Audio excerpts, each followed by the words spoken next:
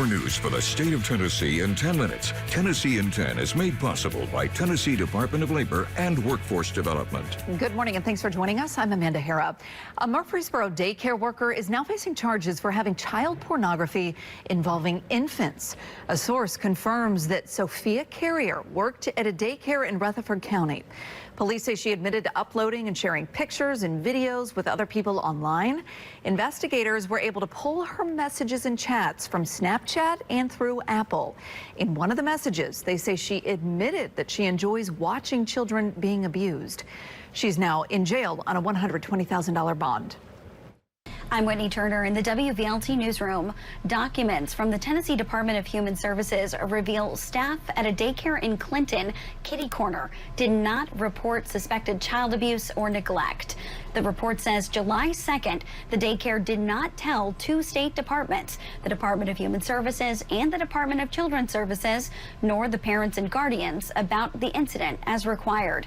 It also says documentation was not placed in the children's files. The department says July 6th, the daycare reviewed the rules about reporting incidents. It also recommended the daycare document and file staff disciplinary actions. The daycare CEO previously told us an incident involved a child being laid down for a nap and that two staff members working in the class were immediately let go. Back. Well, Metro Nashville police say a neo-Nazi is going to be brought back to Tennessee after an attack on a Jewish man. Lewis Dunn is charged with civil rights intimidation and assault. Investigators say Dunn is part of an anti-Semitic hate group that spent several days in Nashville last July. His indictment stems from a confrontation in a parking lot. Police say he and another man antagonized, taunted, and assaulted the Jewish man. Dunn was arrested in Arizona on Sunday.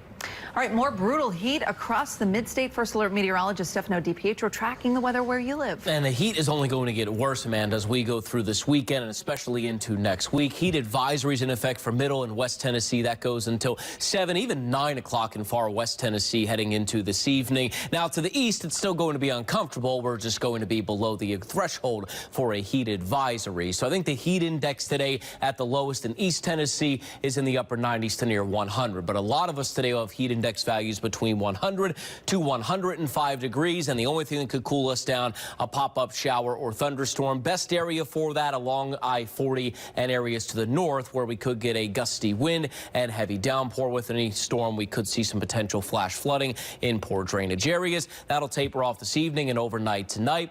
70s to start our day tomorrow. It's a dry start with some patchy fog. Again, a stray shower or thunderstorm. Looks to be a little bit cooler tomorrow, upper 80s and lower 90s. That should keep heat index values near 100 or just below that. So that's why we don't have a heat advisory, at least as of now, for tomorrow. But even hotter soon. The temperatures on the up and up heading through the weekend and into really early next week as well. Monday, Tuesday, and Wednesday, we're back in the mid to into the upper 90s. And it does look like this round of heat for next week will be here to stay all week long and even into next weekend. Well, THP is working to relieve traffic issues across the state and crack down on road rage. We're going to show you up next how they're beefing up their team to try to make all of that happen. We'll be right back.